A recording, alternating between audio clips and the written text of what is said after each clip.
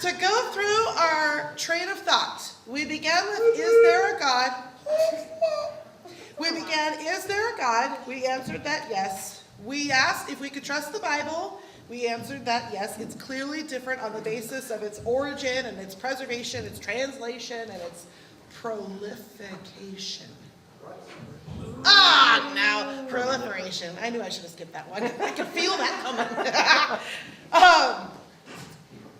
Then we asked, what is the purpose of life? Because if we agree that there is a supernatural designer, and then we can trust this clearly different book that is linking the supernatural designer to the God of the Bible, then the next question is, what does that book and what does that God define as the purpose of life? The next one was, how do we win at that? So, okay, if this is what we're supposed to be doing, which was explore, create, and seek him, if this is what we're supposed to be doing, how do we win at that? The last question that we're answering is then how do we live? This is supposed to be a very practical how-to. When we describe this whole family environment and what it looks like to have all access to God, the question is, how do we take advantage of that all access, and what do those conversations look like? But one of the reasons why we went ahead and put this next session in this retreat was because of the link to emotional health that we are all in our reading. Alumni, you'll clearly remember Emotional Healthy Spirituality. That's where they are. They're in the middle of that book. This session is a direct link between our narrative about God, how we interact with him, and the process of being emotionally healthy.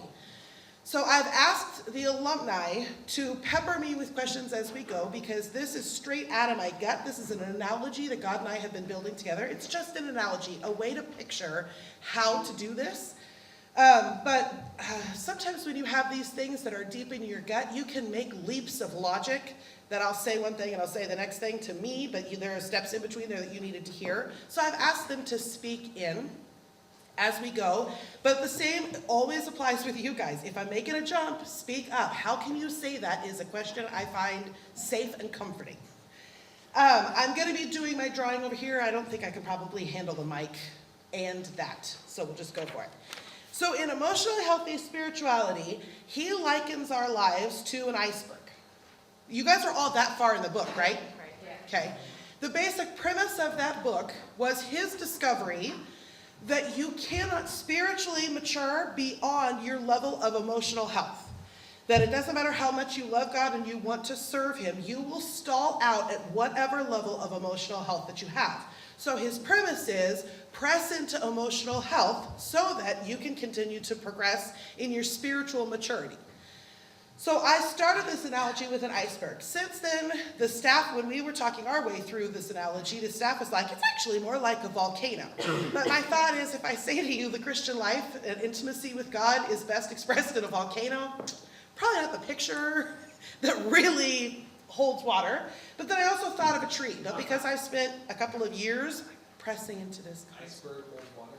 Yeah. See, it holds water.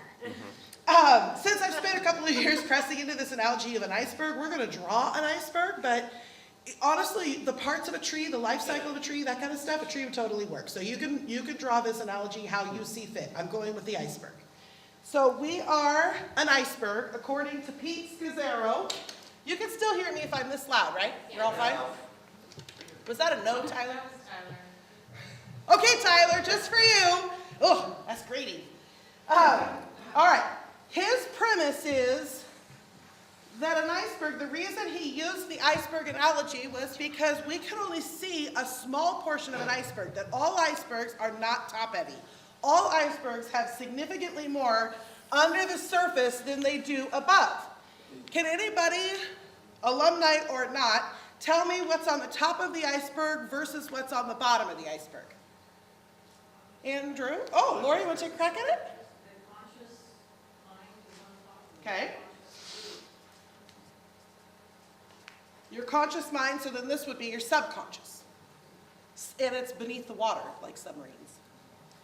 Are we watching you? Are we supposed to be following? Are we drawing what you're doing, or what?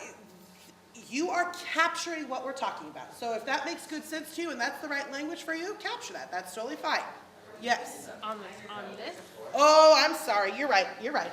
All right, just to give you a heads up, Ron writes out these beautiful manuscripts to help you. I don't have that for you. So the back of this thing are the major terms we're going to make sure go into this paper and their definitions. That way you're not trying to write down word for word. Turn it over, Tyler. No, I know. Okay? Yours doesn't have a drawing on it yet, but you have a blank page with a title at the top. This is where you'll be capturing your information. If you hate art and it is stalling you out to have art, just write terms and take notes. That's totally fine. But for those of you that are going to try to capture this in some kind of visual, I didn't want you to have to be trying to write down the major terms and their definitions. So on the back, I've given you that. Okay? That's the layout of the land. Is that making a little bit more sense where you're going? So there could be an iceberg on this paper. I am drawing. Yep. Yeah. That's a nice cue. This is not an art class. I would never be teaching that. Okay, we're going to put a couple of more terms up here just to help us get our mind wrapped around with what's up here versus what's down here. Somebody else give me some ideas of what's above the iceberg. Okay, visible. Which I'm then going to put invisible. How people perceive us versus Okay. through us, maybe, or think people can't see. Others' perspective versus our view of ourselves. Yeah, self-perspective. Did you say external, internal, or that's the reason? No, totally. I think that's great. So external here and internal here. Conscious versus subconscious. So if my actions, I'm going to say actions up here, the things that I do are up here. So actions, what's underneath it? Sorry, I couldn't hear you. Thoughts, motives, beliefs. Okay, good. All of those. And I would jot them all down. Thoughts, motives, beliefs, opinions. What would James Bryan Smith? Said emotions. Oh, emotions, totally. What would the author of The Good and Beautiful God say was in here? Narratives. Yeah, good call. Hey, that was a pop quiz. You passed with flying colors. Okay. Yeah. Okay. So Pete Scazzaro would say there's a lot up here. But for whatever there is up here, there is significantly more happening inside of us or underneath the surface that people cannot see. One of the things, and in the midst of us capturing this general principle that applies to us all, will be some amount of confession on my part about how I worked and how I discovered this. My upbringing was Christian, so we had character training. How do we handle our character? So character was something that is an internal condition expressed in our actions, right? So I feel angry, but character is the process of interacting with that anger and having God-honoring actions come out. But I missed something in that process, and Pete Scazzaro's entire book is consistently pointing to how in the effort to please God and to interact with God in a certain way, that we create systems for ourselves that are actually emotionally unhealthy. They actually violate the way that God designed us to do it. So my ancestors, one level at least past and probably more than that, would actually view the stuff that bubbles up from underneath us as not necessarily, because we have a fallen nature. We all have a divine nature. We were made in God's image, but we all have a fallen nature. And so things that are very un-Christ-like come up inside of us. How we interact with that is the new win. In my mind, this session is trying to define a new win for us. That when we view ourselves as servants and slaves, we don't share authentically with God. If you'll remember, The information passed between a master and a servant was as needed.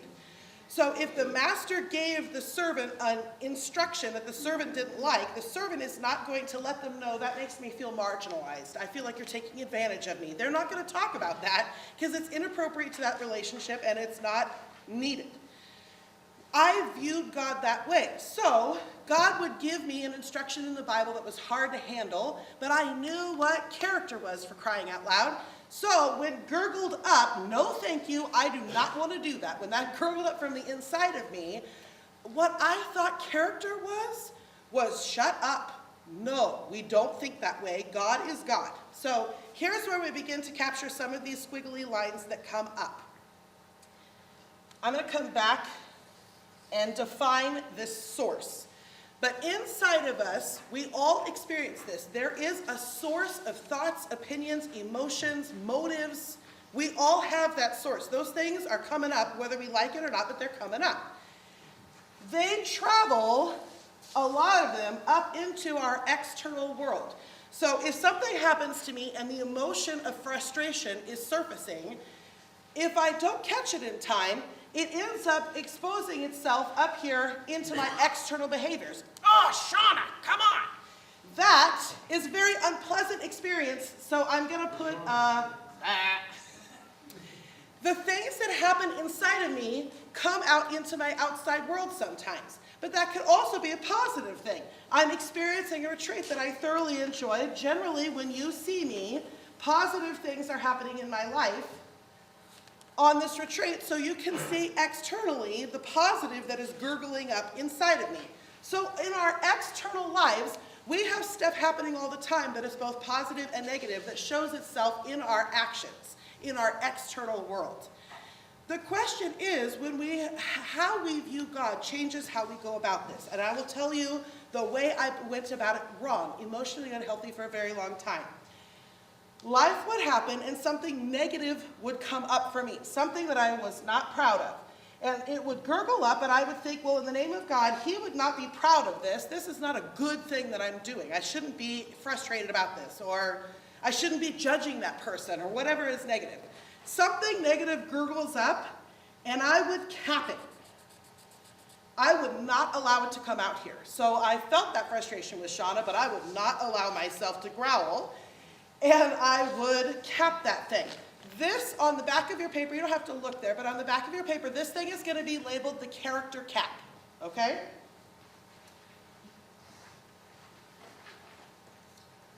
Character cap, Stacy. Character cap, like cap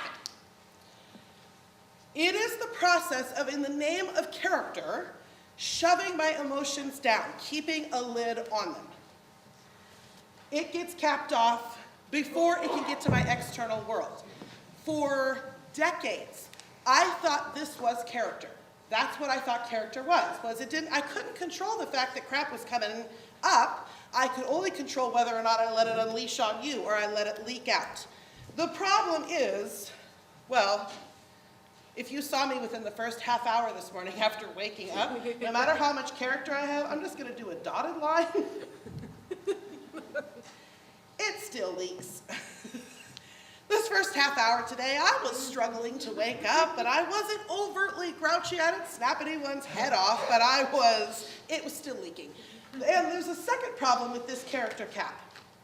One, it still oftentimes leaks. Secondly, so let's say Shauna has done something that seriously frustrates me. Okay. It's likely. What? It's likely? So let's say Shauna did something to me that was frustrating, and up comes this frustration, and I character cap it. When you character cap, you're shoving. You're not processing anything, you're just shoving. What happens is I end up with this swirling thought about Shauna that I haven't actually processed. So in the end, it may not be one thing. Although if it's a first impression, this can totally happen. If my first impression of Shauna is that and it was frustrating, I could end up, I'm going to call this a narrative. You also have a definition for that on the back of your paper. If that was my first impression of Shauna, I might end up writing a narrative about her based on that. It's just this swirling, unprocessed thought that is like forming into theme of connected thoughts. You can, Like a narrative, what would that be? What would that narrative be? Shauna is. that's so typical of Shauna, she only thinks of herself, she totally screwed me over. Okay.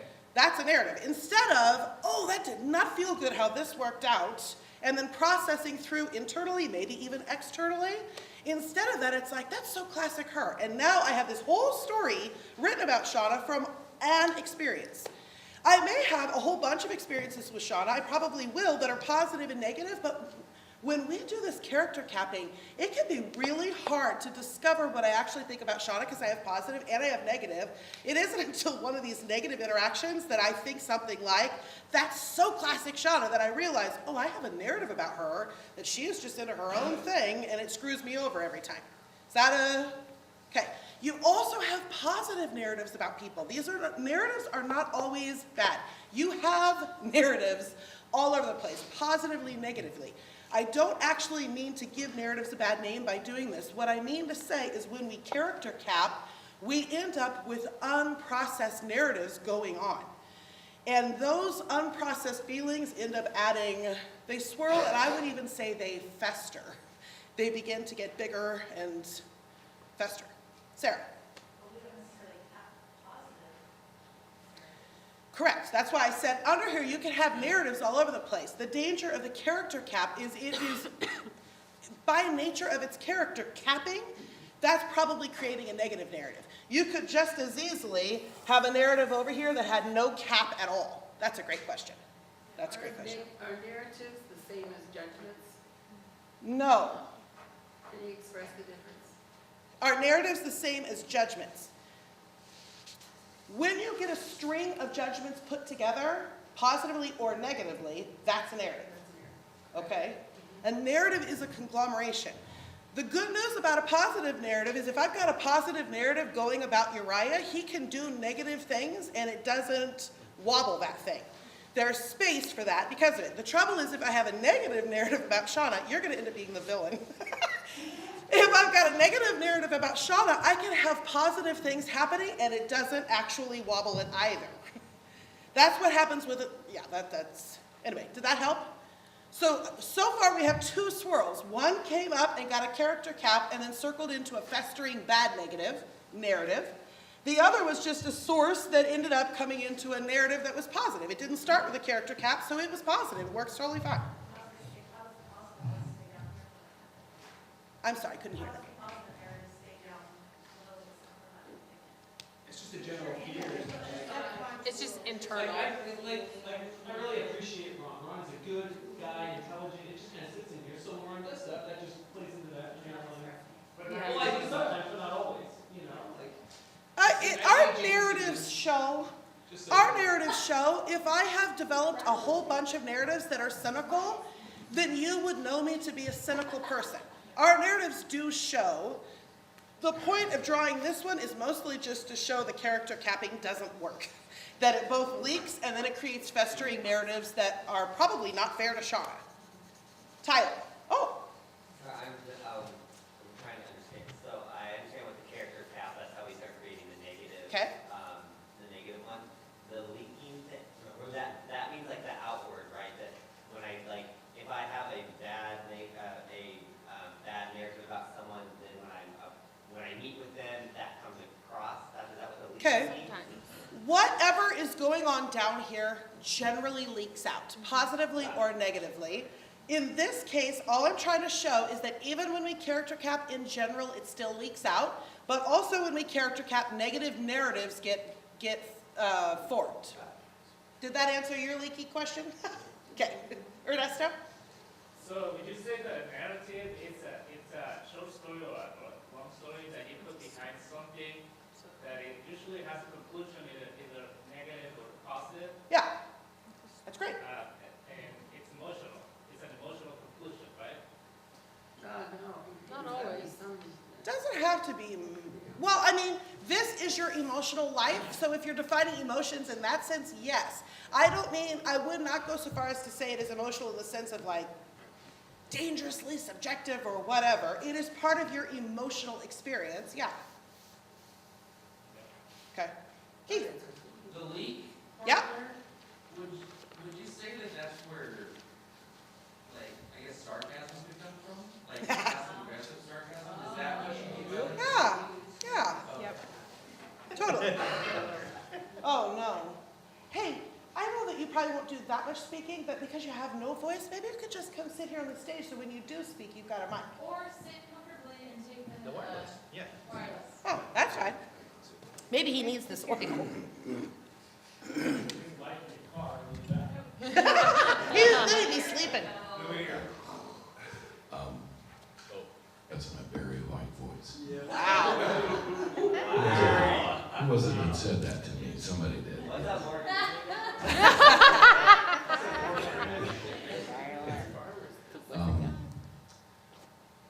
Also, oftentimes the character cap is a noble thing, because if we were to tell people everything we thought of them, there wouldn't be too many of them who wanted to hang around us, right?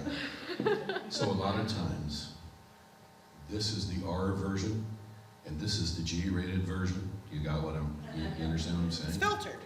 Now, the difference between this and this is the gap. Yep. You got it? Have you already talked about the gap? Yes. Right. Living in the gap, baby. Right. And the measure of the gap, the size of the gap, usually will determine the size of your frustration with that person. The bigger the gap, the more frustrating they are to you. Okay. Are we able to take in more? Yes. We good so far? Okay. So let's move on to what character actually is. So here is my character cap. This is what I thought character was for the longest time. Here's what I now believe character to be. Something has happened that is producing a negative emotion, because we never talk about character in the positive sense, like the fruit of the spirit is maybe that. But something happens and I'm having a negative emotion about it, but I don't want it to explode out into my external world. I really don't want that to happen. So I'm actually also going to stop that thing. I'm going to stop that thing. The difference is I'm going to put, oh, that didn't look right. Yes. Hey, good. Okay, it does look right then. I'm going to put a mental marker there that says come back. Mental what? I'm sorry. Mental marker. I put a flag. That's what I put. And I was going to give you credit, Susan, on learning how to draw that flag, but then it's butt ugly, so sorry. Here's the difference between the character and the character cap. The way I define it on the back of your paper is character is a temporary protection for our relationships. That when you have frustrated me or I am having a negative emotion that I'm about ready to puke onto you, the character is the process of me not just puking crap on everybody else. It is actually stopping that thing from falling all over everybody else. It's a protection for our relationship. The difference is I put a marker there for me to come back and look at this. Why was I so frustrated with her? Do I need to come back and talk to her about that? What's really going on that her just doing this simple thing has me feeling so strongly this way? The difference between the character cap and this flag can be immediate. Like if you've got time, you've just received an email that's yucky and it's producing this, and you have time to do that, you don't really have to put a flag. Just don't send the next email until you've done some processing, because that's where we end up puking on each other. The flag can be momentarily like, okay, I need to process this thing because stuff is coming up, or it can be, I'm in the middle of a meeting and this is happening real time. I need to put a marker here and I will come back when we are not in a meeting and I will figure out what was going on inside of me to figure out whether or not that was something that was off in me that needs to be adjusted, or if I actually have to have a conversation with Kev because what he did is going to happen again and we need to find a way to work together on that relationship. So character is a temporary protection for our relationships and a marker to return there. Any questions about character and the difference between the two? Yeah, Angela. So you're saying character cap and then character cap and the comeback. Well, the cap is the negative part. So I thought this was character, but it was actually just a character cap.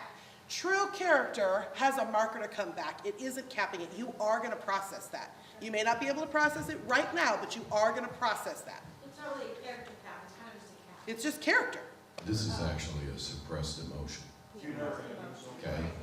Yeah, yeah, Right, yeah. you shoved it down You're not with no gonna process intention that. of coming back to actually process it. And the other one would be more considered a character cap. Right, and this is a temporary hold on your behavior. Where you think A the- temporary hold on your behavior is a great Yeah. description. Well, and that's where transformation is found. That's where we can come back and find out when is God's hurt on that topic. Mine obviously doesn't match God's because, does that make sense?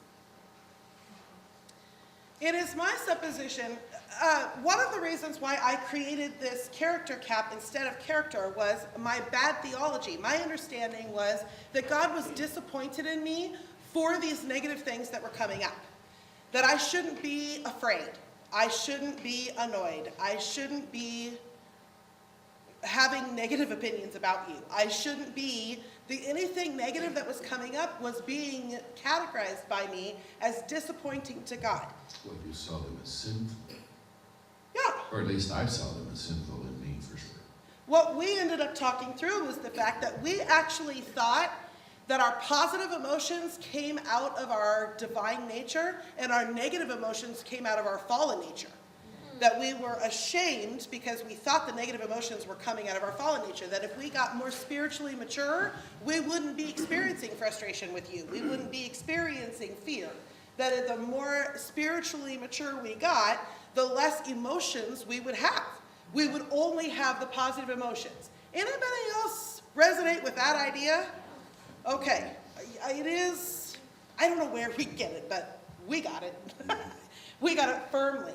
So then, how that worked out for me was I was ashamed of this thing, so I didn't want to process the feelings because all that was just pressing into my sin. I'm just looking at my sin, constantly paying attention to my sin. I'm going to label this thing, instead of fallen nature, which was what I thought it was, our humanity. That this is our humanity, the process of being a human. This source down here. By the way, did Jesus have negative emotions? How do you know? He did get angry, right? He didn't get angry with the 12 apostles. On more than one occasion, he said, "Oh, you of little faith." I'm pretty sure that was not a compliment. Okay, what we have ended up beginning to believe is that our humanity produces emotions, positively and negatively. And instead of our emotions being the definition of our negative emotions being the definition or the result of our sinful nature, what we've come to see emotions as is simply indicators, just indicators. So all of these little squiggly lines that you've drawn, you're just going to label these emotions right down the center.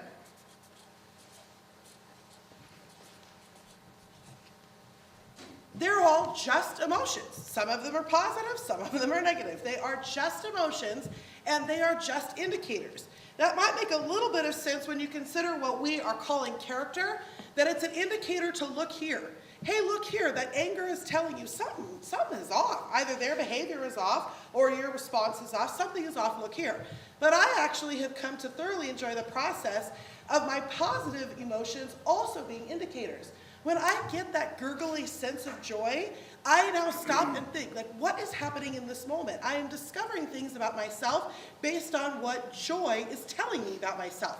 My first conscious thought about that, I was driving in my 57 Nash Metropolitan, which is my dream car that I got to own. And I was driving down a country road, which now you know enough about me to know that cows on the side are like, ah. I was driving down the road, the windows were down, there was no radio in that car, of course.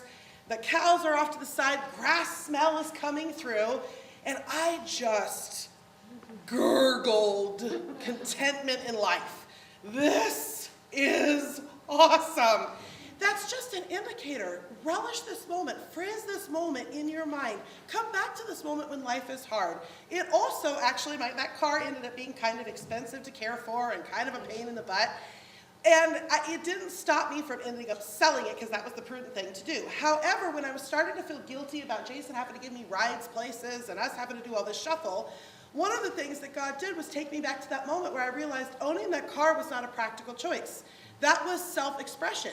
And I'm worthy of self-expression. Now, I may prudently decide to express myself in other ways that don't cost us so much inconvenience and money. But that moment of like, hey, look here, this is pure joy, was worth indicating, was worth noting. So when I describe what character is, you can see how indication is important. Hey, look here, there's something to be looked at. But I would say that positively as well. Emotions are just indicators. Look here, mark this moment. There's something here for you. Is that clear? Okay. Okay. That also is on the back of your paper. There's a big difference between expressing emotion and processing emotion. Well, yeah, the difference is this is processing happens down here, expressing happens up here. Right. And even when you decide not to express an emotion because you realize it would not be good to express it right now, when you come back to it and you process it, most of the time, there will be some form of expression that will need to take place on the other side of processing that. And it might be an expression to God. It might be something that you have to express to yourself, or it may be something that you need to go and sit down and express to somebody else. Does that make sense? Yeah, you don't just process it and it stays there. Usually there's some response you'll need to make after you process. Okay. I want to put a couple of other labels on here because we're just talking about overall emotional health. So one of the other labels I'd like to put on here, sadly, is shame. It's very similar to the character cap. The difference being, and actually it can happen at the same time, but I'm going to put shame here. Embarrassment is the process of admitting that I have made a mistake. Shame is the process of thinking that I am a mistake. So we experience something, and this was totally true in my emotional ill health about God, that something would happen. So Shauna frustrated me, and up came negative emotions, and I was bothered by the fact that I was frustrated with her, so I character capped it because I didn't want to deal with it. I character capped it, and this narrative that I was writing was a narrative about Shauna. But this one over here, this shame one, is writing the narrative about me. That when something happens that comes up, I've legitimately made a mistake or something has gone awry, I forgot something or whatever, up comes this negative emotion and I cap it. I don't process it. That's what I'm saying. I don't process it. When shame is involved, that is the process of writing a negative narrative about myself. I always do this. When am I ever gonna, I shouldn't be doing this anymore. That kind of thought process. So What? shame is into the sun. I can't hear you. Step into the sun. Step forward into the sun. There I'm you go. cooking. I think I purposely stepped out of the sun. So shame is a negative process. Shaming ourselves. Yes. There's never a positive to shame, right? No, I know, but it is a process, because when you bring it back up and you do it, it just reinforces it. So it is. Correct. And at first I'm showing what we do that is unhealthy. We're going to talk in a minute about how to do this. I'm going to tie this back into our relationship with God in just a minute. But shame is the process of capping something and not processing it, but it is writing a negative narrative about me instead of a negative narrative about someone else. Okay. What did you say right before that? Shame, you said shame is when I think that I'm not worth it, right before that you said. Embarrassment is thinking that I have made a mistake.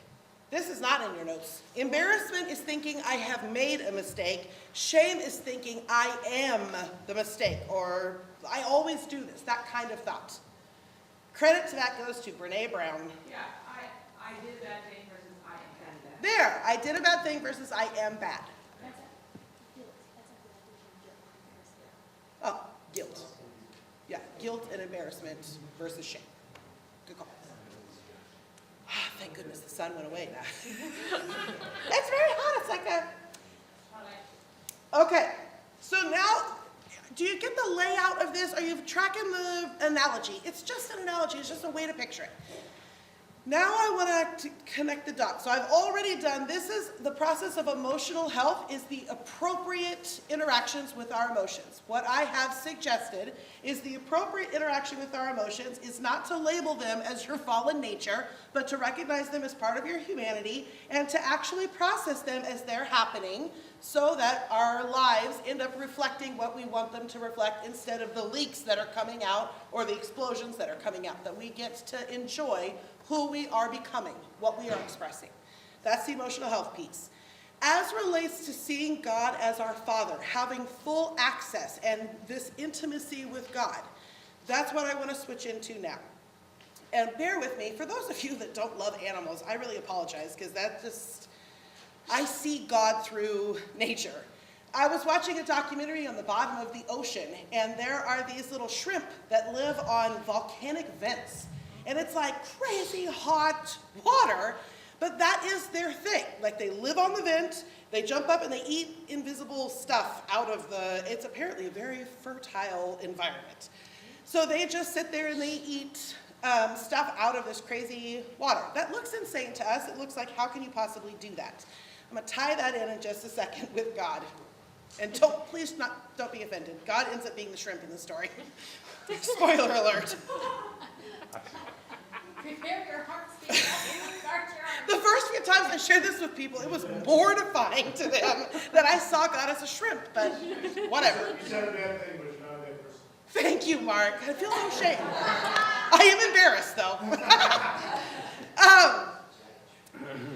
My theology about God, because I saw my negative emotions as part of my fallen nature, and my theology about God was that he could not be in the presence of sin.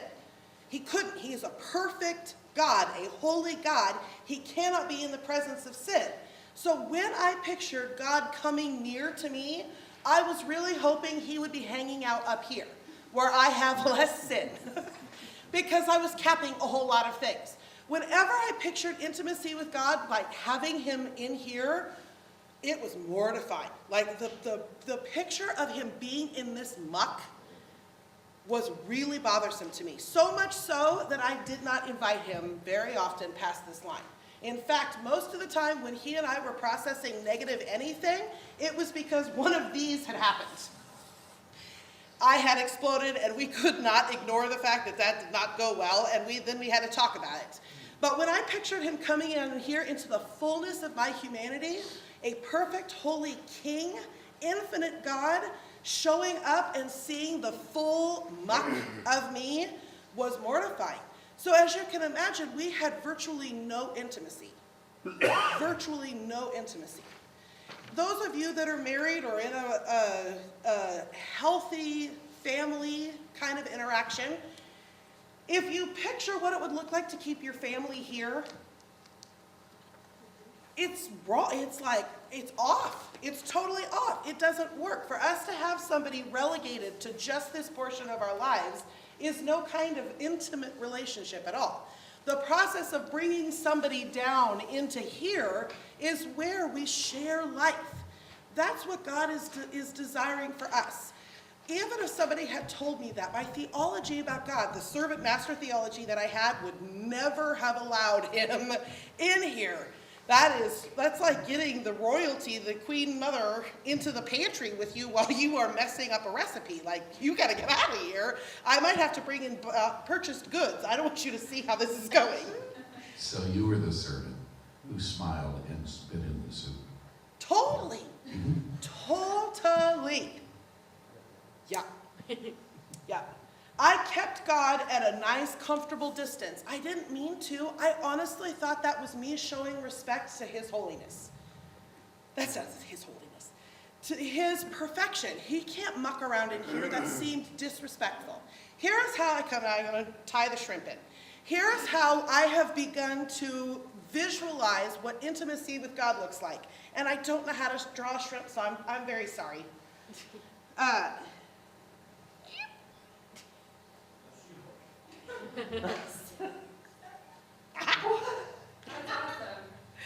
the thumbs up. It's only one thumb, but I got a thumbs up. Okay, so this is God. This is my deep sea volcanic vent. God is around in here having a ball. I wrote on your papers, grace is God swimming around in my muck. God is in here having a ball. He doesn't mind whatever is coming up. He is just enjoying the fact that I invite him to that moment. Joy is gurgling up. Hey, shrimp, come over here. Check this fountain out. Crap he doesn't matter. He wants to just share it. You can imagine that if your best friend only invited you into their positive moments, it wouldn't feel much like a friendship. Even if they did bring you down in here, if they only brought you to the positive moments, it would not feel like intimacy. It wouldn't feel real. He loves the fact that we're in here. Here's how I picture, it's just an analogy. It's just an analogy. But some of these streams that come up are marvelous, and he and I are just relishing that one. But other ones of these are corrupt. Out of my humanity comes my fallen nature. Some of these things are corrupt, and this is where I picture the little shrimp like picking the corruption out of the fountain. Like, I got that, trust me, I got that. And he begins to filter out the junk. The sooner I bring, so I drew him way up here. I really shouldn't have done that. Whoop. The sooner I bring him into my process, the sooner I invite that intimacy, the more time he has to process with me before it inevitably shows its face up here. That I don't, he's all over here, because you could put him in here. God and I are totally going back to rewrite narratives that I have had for decades. He is chewing on this narrative while he's processing the real-time stuff that's coming up, while he's relishing my positive emotions. He is an infinite God having a ball in the playground that is me, both helping me clean out the corruption that's coming out of my fallen nature, as well as relishing the positive. But to me, that is what I have begun to visualize as the intimacy with God. He is invited into anything. We talk about everything, including the junk that comes up. Not, dear God, please cure this out of my life, but actual processing. Hey, I am feeling extreme anger in this circumstance. What is that? Somebody asked me a couple weeks ago, what about when I feel anger at an inanimate object? Like, we are embarrassed by some of the stuff that comes out of this. He is not embarrassed by that. He enjoys the process. Well, let's talk about that. Why are you upset about that? What is that making you feel like? How can we have you experience freedom instead of this bondage of anger? He is not bothered by any of it. The sooner we can acknowledge what we're feeling, the sooner we can begin to process, and he can filter what he wants to filter. Okay, how you doing out there? I'm cooking in the sun, so I'm like comatose. I don't know how you guys are doing. Would you like some coffee? No, thank you. Good answer. How you doing out there? That table, winning brownie points left and right. Is this connecting dots for you on the how? The living with no secrets, the intimacy with God, how we can begin to move away the thoughts of servant master and begin to embrace this all access pass that we have. Monica is Much better than last year. But you know what, that to me is a perfect example of how this is a process, because I glazed over last year when you introduced this to Carol. Totally didn't get it, thought, shoot, I don't see what that means. But this year, I feel like this year, I feel like I really get it.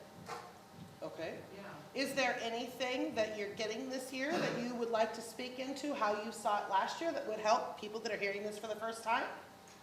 Well, I don't think you had the cat and the flag Okay. last year, so that was kind of like, that really explains what we were, it was all gunk under there. Oh, okay. And so I didn't understand when it was coming up, and but you're using this house. Good. We didn't have this last year either. Nope. So this, when you put this with that, you can start to see, Okay. yeah. Kev? You coming up? Have the marker. The way I've been thinking about it as you were just talking was, if Maddie and Landon only let me in on what was going on here, that would be heartbreaking to me as their Loud. only let me in on what was going on in their lives here. That would be heartbreaking to me. I would only get to see a portion of their lives. The fact that they invite me in here is beneficial to me as their dad. I want to be in this. but also it's beneficial to them because they can't process, as a 7 and 5-year-old, they can't process what's going on here. They need their dad here to process it. So not only as their dad do I want to be in it, but it's so much better for them to let me in it. And when we translate that to our Heavenly Father, He wants to be in here. It breaks His heart to only get, I mean, He sees it anyway, but when we assume we're hiding it from Him, we're only inviting Him in here, breaks His heart, and we're the 5 and the 7-year-old. Like, we can't always process what's going on here apart from the Holy Spirit grabbing this stuff. So that, as you were talking, that just was coming up to me. That was really helpful in my understanding. Kevin? Kevin, using your illustration, what you do as a parent is you're connecting dots. Yeah. You're connecting dots by this, what you're doing here has to do with what you feel over here. Right. That's what we as adults don't.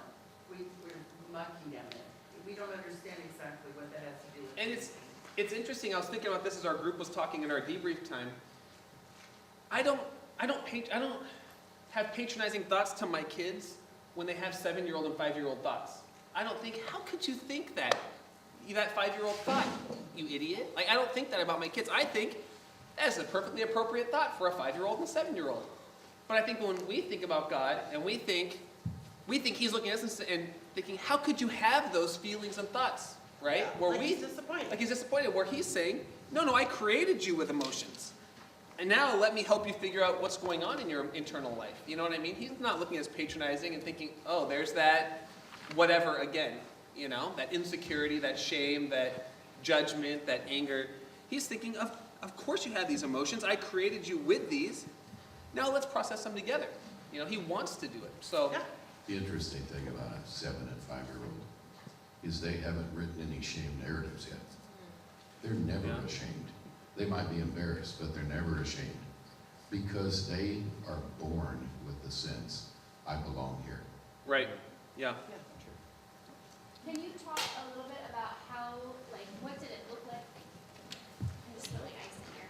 Oh, sorry. It's just water. It's just They're water. fine We're for in water. the UK. It's a little cleaning. It does smell nicer. It was within the rules. Of what that actually looked like when you started inviting God down into that. What did it look like? What were you asking? What were you doing? Well, you have to remember that when I was making this transition, I was living in servant-slave mentality. So the kinds of questions that I was asking is, what is wrong with me? Why am I so screwed up? Those are where my questions started, but at least we were in dialogue. Before that, I just was trying to hide it from him, so at least we were in dialogue. So I started with all the usual self-condemning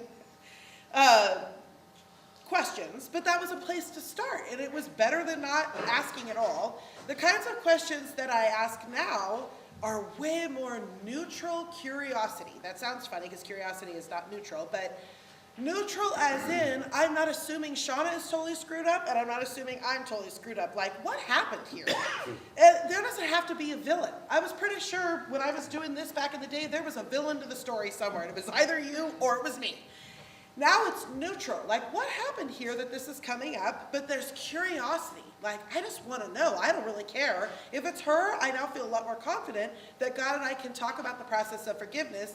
Because back in the day, if I found out it was you, then a whole new shame cycle. We move from, oh, I have this bad narrative about Shauna, but if I find out that I was wrong and you were right, now I just hopped over to my shame narrative about me.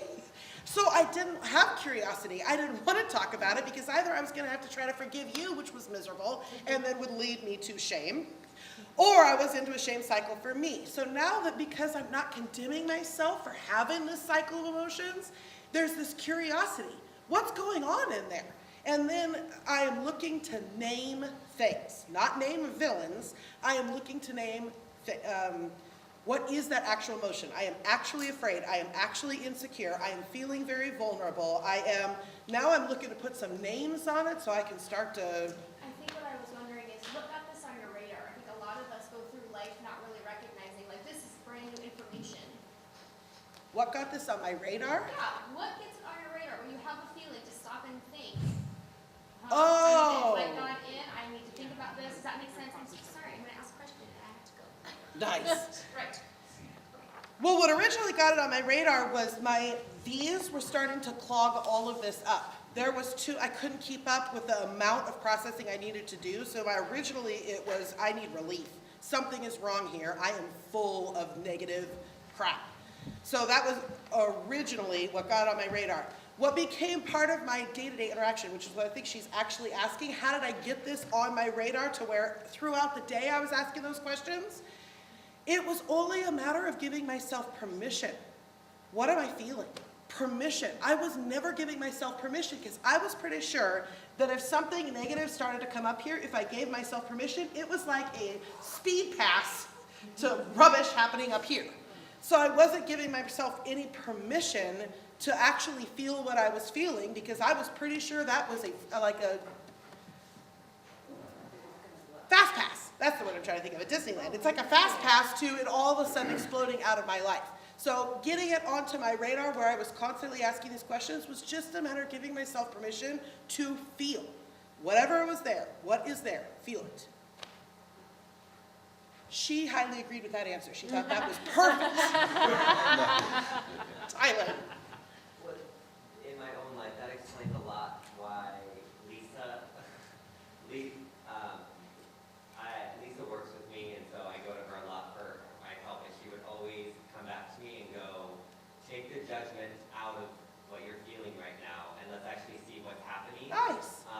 Because it was like, when I had a parent who emailed me, it was a nasty email, it was like, you just wanted to get back, be harsh back, or when a kid messed up, you would just, like, right away, your reaction was like, get on them, and so I go to her a lot going, this just happened, how do I deal with this now? And her first response was, take the judgment of how you feel right now out of it, and instead let's work through why you're really upset so that you can respond the correct way.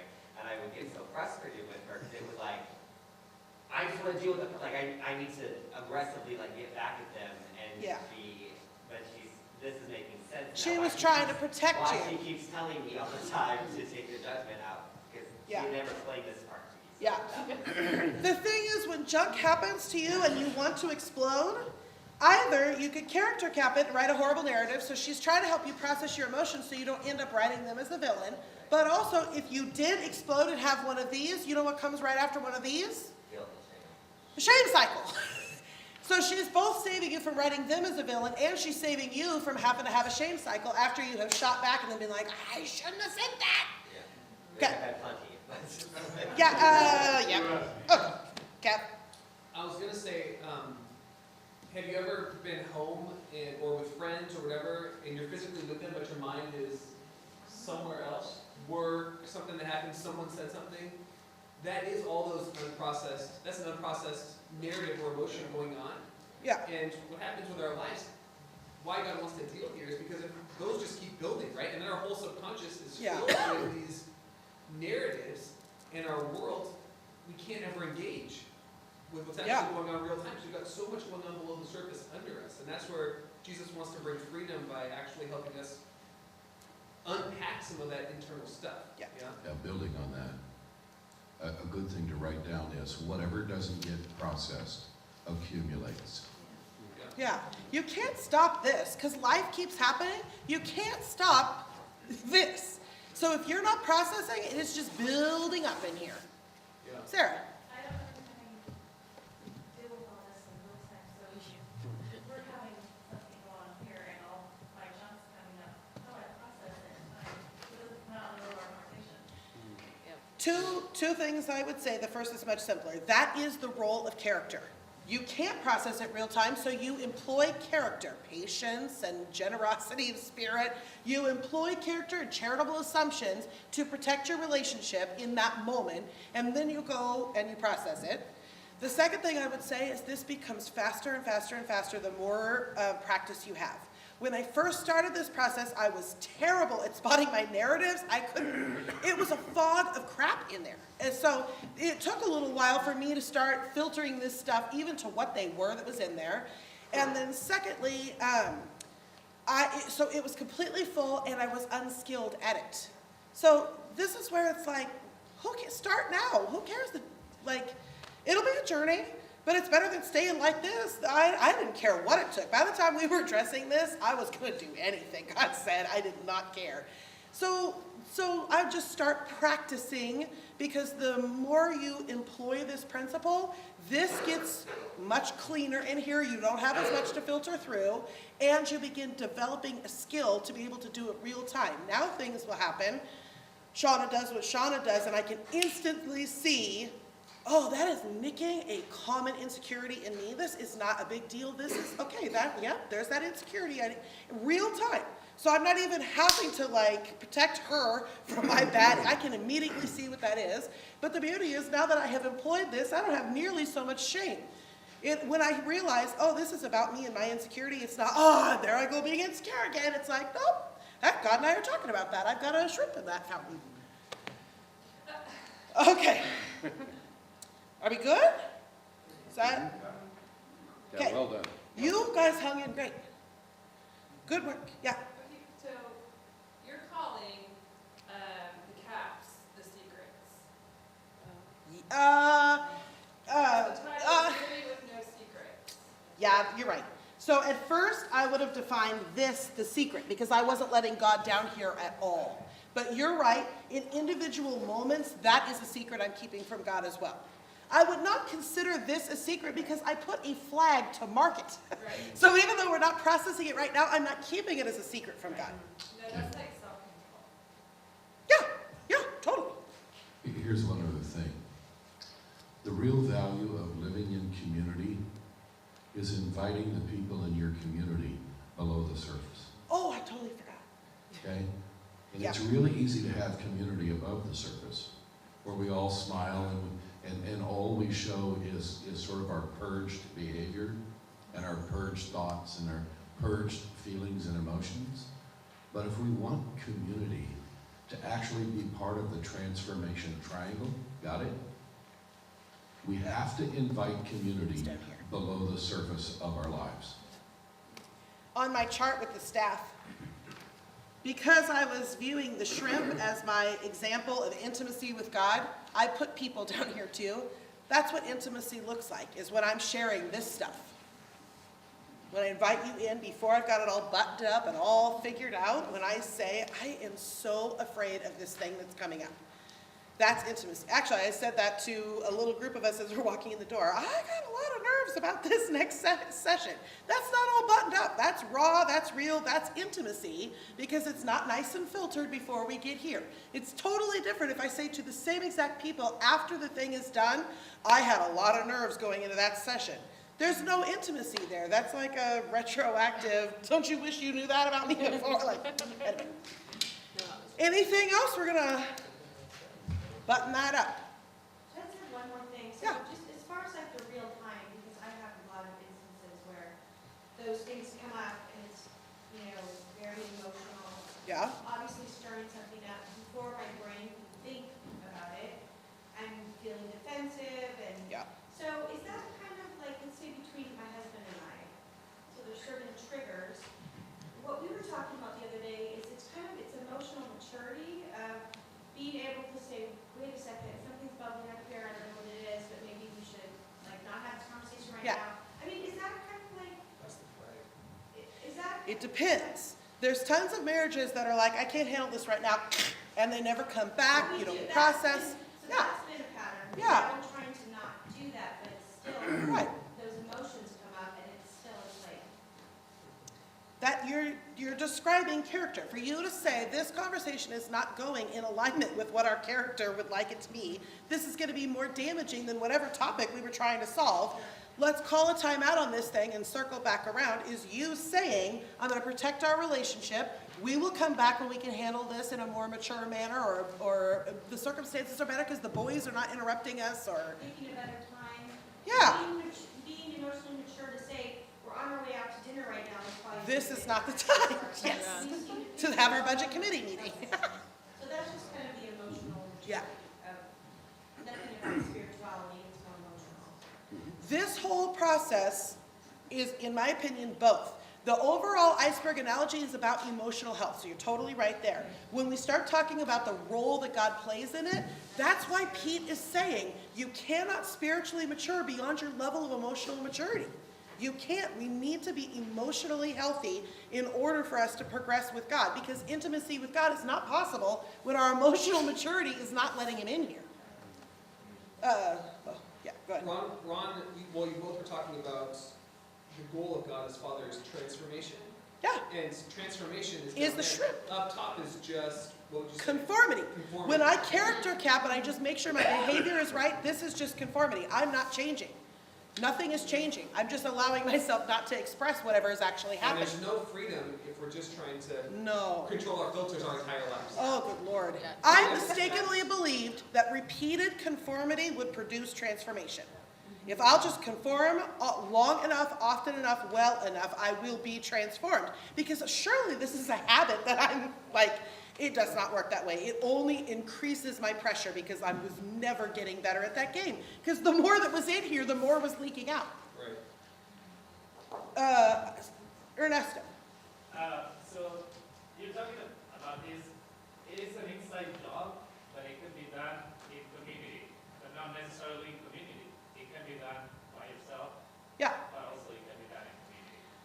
I am using Marty Schwebel right now, who is the counselor that works at New Life, works with New Life, I'm not sure how that goes, because I hit in ministry something nicked in my identity. I hit something that was balled up in the corner that I could not ferret it out myself at all. So my community could speak in, but I needed professional help. They were doing a great job, but I needed help figuring that out. So I have been doing internal work so that when I get in with Marty, we have things to talk about faster, but then he is helping me untie some of these, well, it's actually over there, some of those knots for me. So you're right, it's internal work and external community. I was just going to give one positive thing. When I first started this out, I thought I was hiding from God all of this. But because I was highly uncomfortable in judging myself for what I was finding down here, I actually was turning a blind eye to myself. What is so fascinating, you all hear about the concept of self-awareness. Are you self-aware? Do you know what's going on inside of you, what you feel, what you're thinking about, all that stuff? I did not realize that the process of keeping God out of here and me being ashamed of it made me wholly unself-aware. I had things happening in interactions all the time that I was wholly unself-aware. That seems like too many negatives or something. I was not self-aware.